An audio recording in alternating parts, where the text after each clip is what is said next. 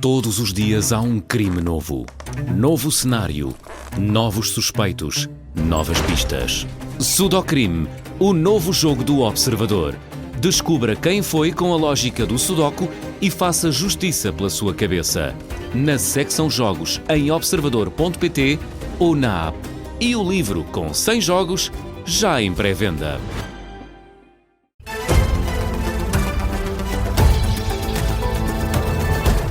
Jornal das 5, edição do Vasco Maldonado Correia. Começamos com a Universidade de Verão do PSD. O Ministro dos Negócios Estrangeiros atira à demagogia do Chega e ao sentimentalismo do Partido Socialista. Paulo Rangel foi um dos convidados a subir ao palanque no segundo dia da Universidade de Verão do PSD, que está a decorrer em Castelo de Vide.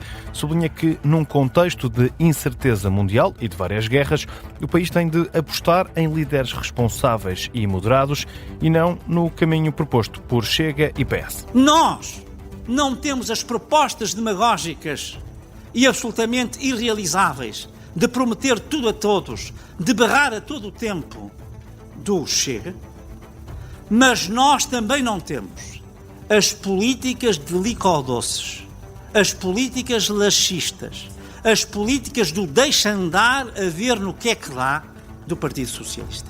Paulo Rangel ataca a impreparação de André Ventura para governar. Alguém acha que o líder do Chega, numa conjuntura de guerra, numa conjuntura de graves desenvolvimentos no Médio Oriente, seria a pessoa certa para liderar o país como ele próprio se auto-intitulou?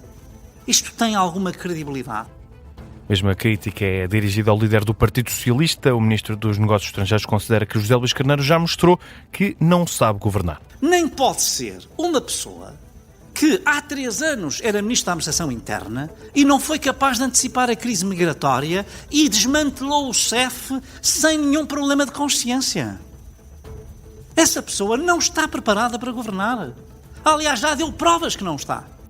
Paulo Rangel, Ministro dos Negócios Estrangeiros em Castelo de Vide, na Universidade de Verão do PSD, ele que voltou a defender uma imigração controlada em Portugal e a garantir que o país é agora referência internacional na matéria. 16 pessoas ficaram feridas na última noite depois de um atropelamento na Rua da Oura, no concelho de Albufeira. Entre os 16 feridos, 2 estão em estado grave. O suspeito tem 35 anos, acusou uma taxa de álcool no sangue de 1,29, bem acima do limite legal. O homem ultrapassou as barreiras de segurança da zona de bares da Oura, ainda tentou fugir a pé, mas acabou por ser detido pelas autoridades. Ao Observador, a GNR esclarece que o condutor tinha uma carta de condução válida, ao contrário do que começou por explicar o autarca Rui Cristina. Num primeiro momento, o suspeito mostrou uma carta provisória inglesa que não o permite conduzir em Portugal. Entretanto, na revista ao carro, acabou por ser encontrada uma carta de condução angolana. O presidente da Câmara de Albufeira que garante que este incidente se trata apenas de um caso isolado. Rui Cristina afirma que as condições de segurança na Rua da Oura estavam asseguradas. Diz que o suspeito as conseguiu ultrapassar. É claramente um ato isolado. Havia aqui todo um dispositivo de segurança. Havia e há à volta da Rua da Oura para interditar quem queira aceder à Rua da Oura, ou seja, há barreiras físicas, baias, a pessoa em questão ultrapassou essas barreiras, deve ter galgado o passeio. Quando chegou à Rua da Oura, deu de frente com uma patrulha da GNR e não houve qualquer respeito pelas autoridades.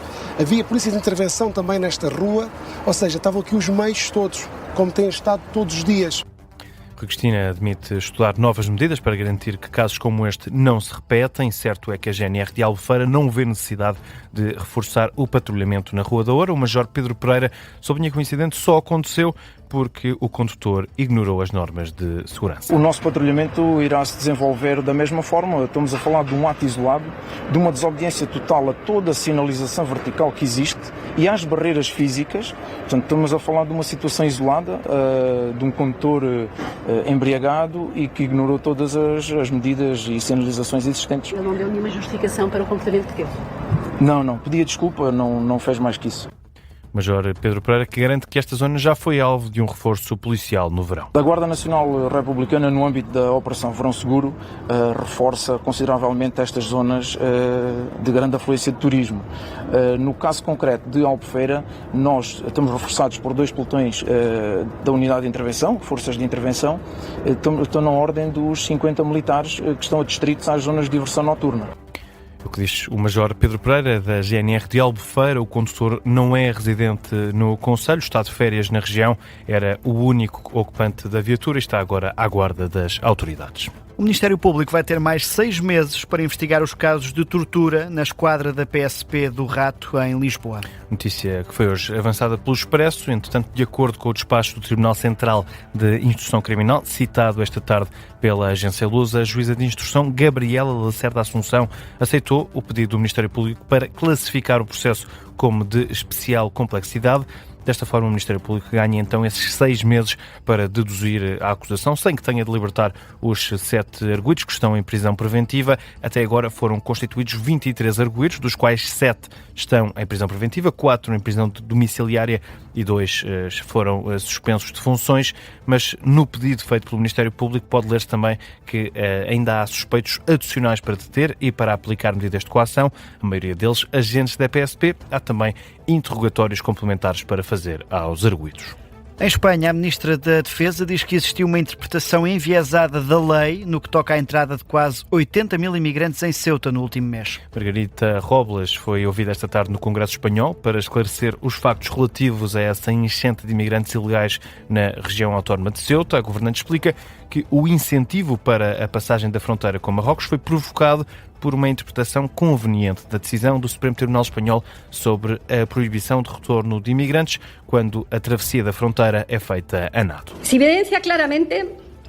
Há evidências claras nesses dias e nessa primeira fase de um efeito chamado favorecido por uma interpretação interessada da sentença do Tribunal Supremo e por mensagens nas redes sociais que transmitiam uma suposta diminuição de efetivos policiais no lado marroquino como consequência da celebração da Festa do Trono. En el lado marroquí como consecuencia de la celebración de la Fiesta del Trono. A Ministra da Defesa espanhola pede à União Europeia que avance com uma política migratória mais coordenada. Qualquer agressão Qualquer agressão ou tentativa de agressão a Ceuta ou Melilla são agressões à Espanha inteira, porque a nossa soberania e integridade territorial são intocáveis. Insisto as vezes que forem necessárias. Ceuta e Melilla são Espanha e que ninguém o esqueça nem o ponha em dúvida. Ceuta y Melilla son España. Que nadie lo olvide ni lo ponga en duda. Margarita Robles, Ministra da Defesa de Espanha, revela também que os 25 agentes do Centro de Inteligência Nacional destacados na cidade informaram atempadamente as autoridades locais para uma possível entrada massiva de migrantes pela fronteira marroquina.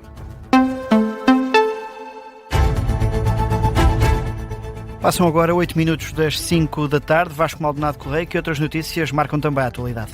Na volta à Espanha, a quarta etapa já tem vencedor. O esloveno Tadej Pogačar arrancou sozinho a 50 km da meta e não deu qualquer hipótese aos rivais. O ciclista da equipa da Emirates reforça assim a liderança na classificação na geral. Está agora a quase 3 minutos e meio do segundo classificado. A criminalidade geral aumentou quase 11% na área do Comando Metropolitano do Porto em relação ao mesmo período do ano passado. São dados provisórios da Direção Nacional da PSP. De acordo com estes números, a criminalidade violenta e grave diminuiu mais de 8%, aumentaram os crimes detectados pela proatividade das equipas no terreno. António Costa pede aos líderes dos 27 responsabilidade para chegar a um acordo sobre o orçamento europeu. Foi numa conferência de imprensa em Bratislava, na Eslováquia, que o presidente do Conselho Europeu apelou a uma mente aberta e ao espírito de responsabilidade coletiva na aprovação do orçamento comunitário para o período de 2028 a 2034. Em causa, explica, está uma escolha política sobre a Europa que se pretende construir para o futuro. Apela que a competitividade, a defesa e a transformação industrial estejam no centro das prioridades. Este apelo de António Costa acontece no dia em que começa uma ronda pelas capitais europeias com o propósito de debater, aliás, o orçamento europeu a longo prazo. Miguel, És fã de Dragon Ball? Ora, esta é uma pergunta que não esperava para uma terça-feira à tarde. Mas aqui estamos. Eu não quero desiludir ninguém, mas nunca fui muito fã. Nem eu, mas tenho que dar esta Então porquê é que notícia. estamos a falar disto? Porque Paris vai ter um novo parque temático inspirado na famosa série de animação. O projeto foi acordado no dia de ontem com a Arábia Saudita durante a visita oficial do príncipe herdeiro à França. E qual é que é aqui o envolvimento da Arábia Saudita neste projeto que depois se vai materializar em Paris? Este projeto nasceu de um interesse pela série japonesa que é partilhado tanto por Emmanuel Macron como pelo príncipe herdeiro saudita Mohammed bin Salman. Ou seja, nós não gostamos, mas há dois líderes mundiais que gostam. Bem mais importantes Eles do que descobriram esta paixão comum por Dragon Ball durante a visita do presidente francês à Arábia Saudita há 2 anos. E onde é que vai ser construído este parque?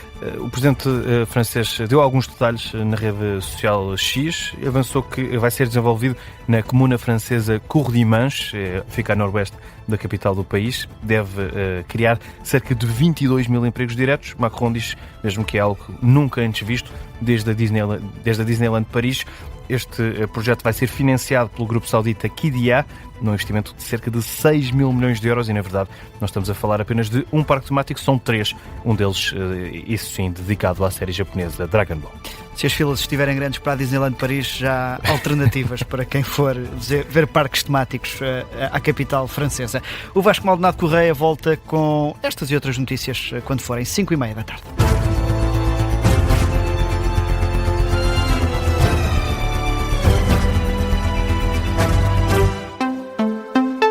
Este programa tem o apoio de BetClick.